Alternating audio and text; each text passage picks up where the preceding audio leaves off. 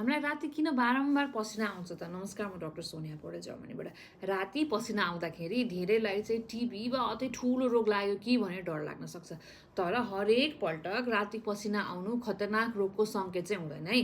कोठा धेरै तातो हुनु, बाक्लो सिरक ओढ्नु, पिरो खाना खानु, रक्सी पिउनु, तनाव वा डरको कारणले पनि राति पसिना आउन सक्छ। त्यसको साथै शरीरमा सङ्क्रमण भयो भने, महिलाहरूमा महिनावारी बन्द हुने समयतिर हुने हर्मोन परिवर्तन, थाइरोइड बढी सक्रिय हुनु वा इन्सुलिन र सुगर घटाउने केही औषधिका कारणले राति रगतको चिनी धेरै कम हुँदा पनि पसिना आउन सक्छ।